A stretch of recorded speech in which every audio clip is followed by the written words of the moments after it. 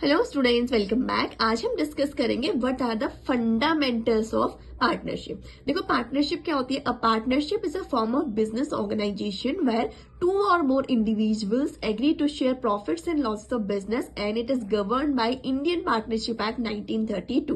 तो सिंपल सी लैंग्वेज में क्या बोला है कि पार्टनरशिप क्या है? It is a form of business organisation, कि एक ऐसे बिजनेस ऑर्गेनाइजेशन का फॉर्म है जहां पे दो या दो से ज्यादा इंडिविजुअल क्या करते हैं? एग्री करते हैं प्रॉफिट एंड लॉस शेयर करने के लिए। किसके?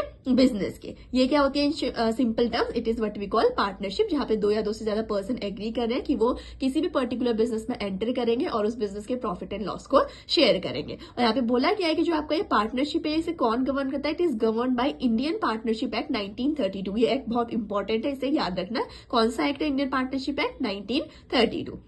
अब बात करें पार्टनरशिप के फंडामेंटल्स की, तो सबसे पहला क्या कह रहा है? Agreement between partner. तो ये पार्टनरशिप होती क्या है? ये एग्रीमेंट होता है पार्टनर्स के बीच में। बोला इट्स एन एग्रीमेंट। और कैसा एग्रीमेंट होता है? ओरल एंड रिटन, यानी कि ओरल में भी हो सकता है एग्रीमेंट आपका और रिटन में भी एग्रीमेंट हो सकता है, जो क्या डिफाइन करता है? आपके प्रॉफिट शेयरिंग, यानी कि पार्टनर्स आपस में कैसे प्रॉफिट डिस्ट्रीब्यूट करेंगे उसे डिफाइन करता है। पार्टनर्स की ड्यूटीज एंड पार्टनर्स की रिस्पॉन्सिबिलिटीज को डिफाइन करता है आपका जो एग्रीमेंट होता है आपके पार्टनर्स के बीच में। सेकेंड फंडामेंटल क्या है? Number of partners.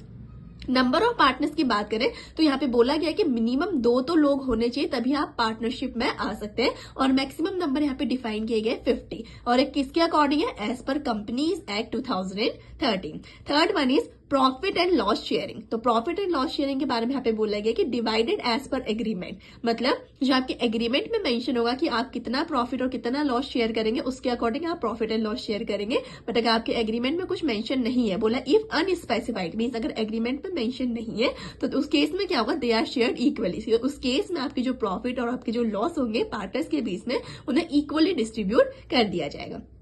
Next one is your unlimited liability. तो जो पार्टनरशिप होती है ना, उस केस में जो आपके पार्टनर्स होते हैं उनकी लाइबिलिटी क्या होती है? अनलिमिटेड होती है। इन केस अगर जो आपकी पार्टनरशिप है वो एंड होती है, तो वहां पे क्या होता है? आपके जो आपके पार्टनर्स है ना, उनके पर्सनल एसेट तभी स्टेक में आ जाते हैं। मीन्स उनके पर्सनल एसेट को भी यूज किया जा सकता है, किस लिए?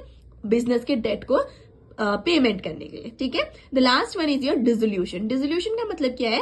कि इट एंड्स। इट मतलब पार्टनरशिप कब एंड होती है आपकी? या तो पार्टनर्स के बीच में कोई एग्रीमेंट हो रहा है कि हम पार्टनरशिप को अब एंड कर रहे हैं, जिस पर्पज के लिए हमने पार्टनरशिप की थी वो पर्पज फुलफिल हो गया, अब हम क्या कर रहे हैं? पार्टनरशिप एंड कर रहे हैं। या फिर किसी पार्टनर की डेथ की वजह से भी क्या हो सकता है? पार्टनरशिप एंड हो सकती है। इंसॉल्वेंसी के कारण भी पार्टनरशिप एंड हो सकती है, या फिर कोर्ट के ऑर्डर के थ्रू भी क्या हो सकती है? आपकी जो पार्टनरशिप होती है वो क्या हो सकती है? एंड हो सकती है। तो आई होप जो ये फंडामेंटल्स मैंने आज की वीडियो में डिस्कस किए, ये पांचों फंडामेंटल्स आपको अच्छे से क्लियर हो गए होंगे।